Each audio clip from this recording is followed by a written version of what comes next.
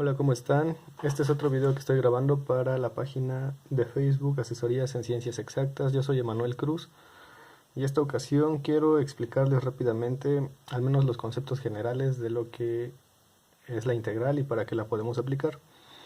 Y se me ocurrió que una buena forma de entrar a este tema es con algo que todos conocemos, que es el cálculo de áreas. Nosotros sabemos que para calcular el área de un rectángulo, por ejemplo, si nos dan la base y nos dan la altura, podemos calcularlo multiplicando base por altura. Si nos dan un triángulo también con base y con altura definida, podemos calcular el área de ese triángulo como base por altura dividido entre 2.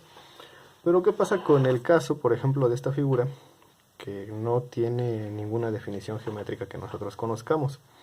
¿Es posible calcular su área? Y pues sí. Es algo que ha interesado a los matemáticos desde hace muchos años y es una técnica que se viene perfeccionando. Entonces, de este lado he dibujado una línea curva que he nombrado f. Y bueno, para el caso que vamos a ver, que es primero la integral definida, está definida en un intervalo. Un intervalo es una sección de algo, en este caso es una sección del eje de las x o el dominio de la función. Recordemos que esta línea, aparte de entenderla como una simple línea, la podemos entender como una función, con todo lo que eso implica.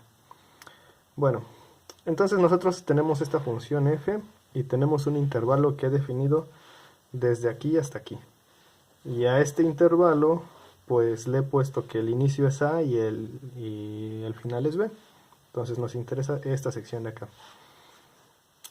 ¿Por qué hablábamos de las áreas? Porque la integral, una de las aplicaciones que tiene es para calcular áreas de una forma pues precisa. Porque podríamos empezar a sustituir, por ejemplo en el caso de acá, puedo hacer una figura que quepa y luego tratar de hacer que quepa otra y puedo seguir así indefinidamente y puedo ir llenando de cuadritos.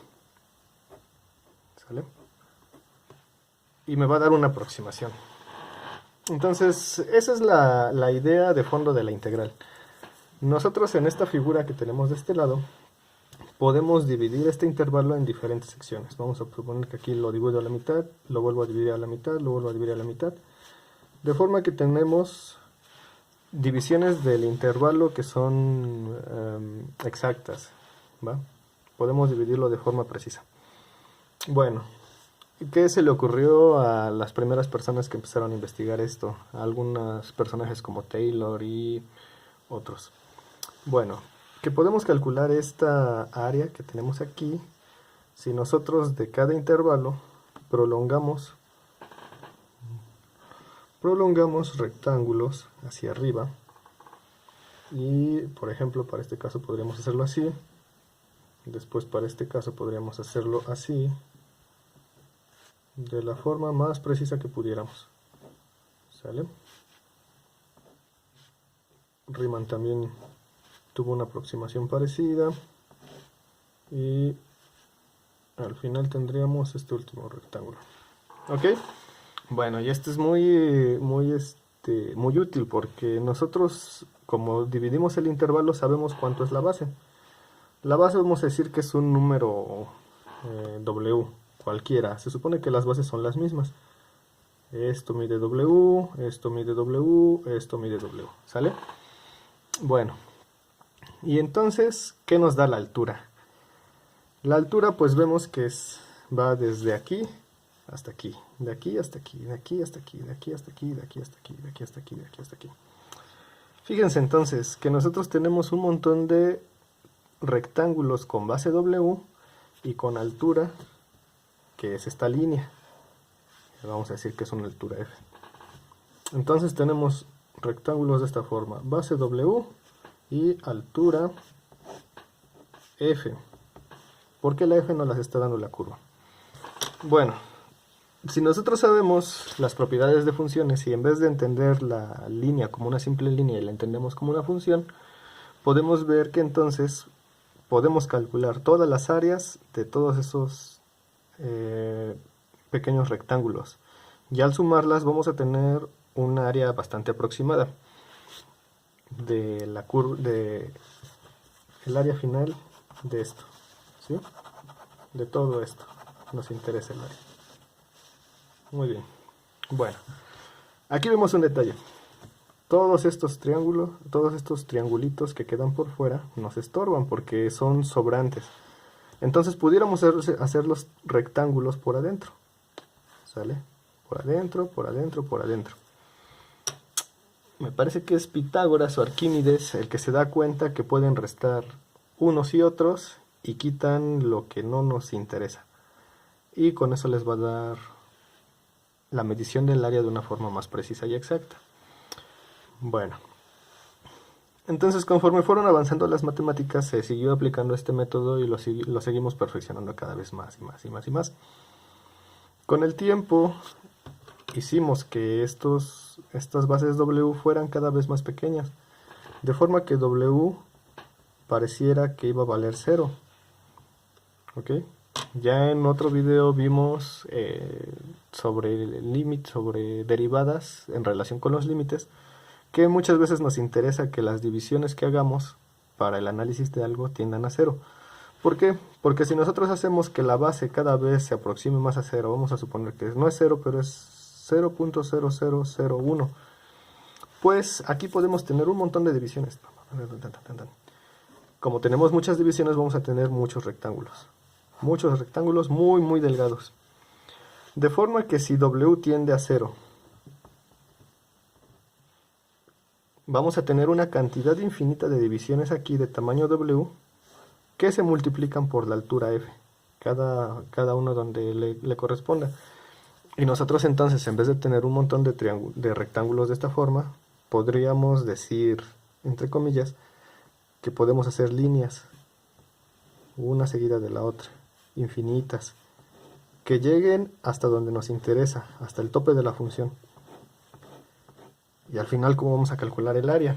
Pues vamos a sumar cada una de esas líneas que se van formando así, las vamos a sumar. Vamos a sumar todas las bases, o más bien todas las áreas que obtuvimos de la base por la función. ¿Ok? Y para eso tenemos un símbolo. Este símbolo se lo debemos a Leibniz y es uno de los más populares que se utilizan para las integrales, que es una S alargada. ¿Ok? Los intervalos en este caso los escribimos aquí, que va desde A hasta B.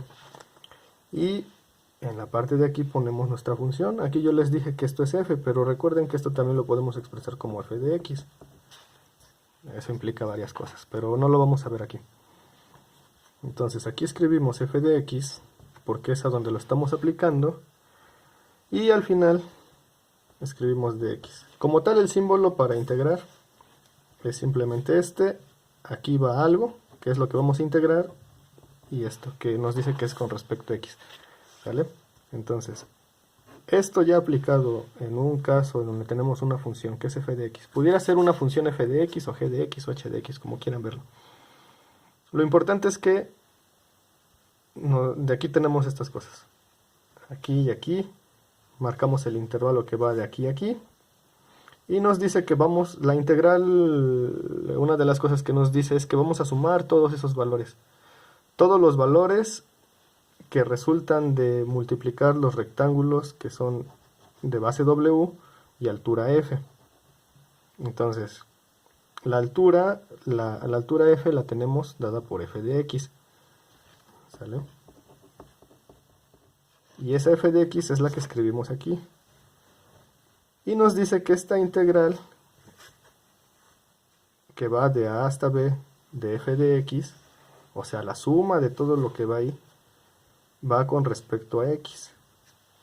¿Ok? O sea, entonces vamos a considerar las divisiones que hayamos hecho aquí. Y así de simple lo tenemos. Esto de aquí nos está dando la indicación de que debemos de sumar todos los rectángulos que hayamos obtenido de aquí. Y esos rectángulos los obtenemos de sumar la división de los intervalos por la altura. Y la altura está dada por la función. A grandes rasgos, eso es la integral, ¿sí? Es un método que utilizamos para calcular áreas. Sin embargo, recuerden ustedes que la integral de una función entendida como ecuación nos va a dar otra ecuación, solamente que con algunas propiedades diferentes. En algún otro video les hablaré de la relación que existe, de la relación directa que existe entre la derivada y la integral. Pero bueno, como primera aproximación a la integral, pues creo que con esto es suficiente. Y en otro video quiero hacerles, o quiero explicarles qué relación tienen los tres primeros cursos de cálculo. Nosotros vemos cálculo diferencial, cálculo integral y cálculo vectorial. Ya hice un video de vectores, en este caso ya es de integrales, y el pasado fue de cálculo diferencial. Bueno, pero ¿y todo esto para qué sirve? Porque muchas veces es lo que escucho o veo en internet. ¿Y esto cuándo lo voy a utilizar? Esto lo van a utilizar si es que aprenden cómo funciona bien. Y es muy poderoso. Entonces, vectores, cálculo diferencial y cálculo integral, se puede utilizar todo al mismo tiempo. Y hay que saber derivar, integrar, y hay que saber cálculo vectorial para hacer cosas muy interesantes que en otro video les voy a mostrar, y trataré de resumirles toda la aplicación, al menos de esos tres cursos, cálculo diferencial, cálculo vectorial, cálculo integral, y demostrarles que sí tiene una aplicación bastante útil, y sobre todo para los que estamos en áreas de ciencias exactas, ya sean ingenierías, o física, o matemáticas, o cosas afines. Bueno, entonces les dejo esto.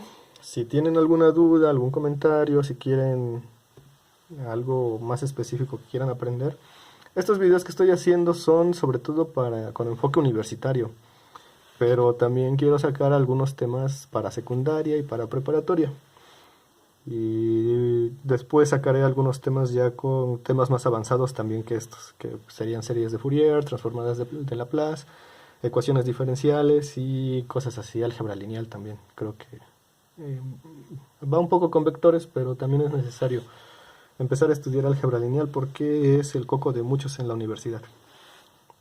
Bueno, por el momento sería todo. Ya saben, déjenme si tienen dudas, comentarios, sugerencias, o mándenme un WhatsApp o escríbanme en la página, y nos vemos en la próxima. Adiós.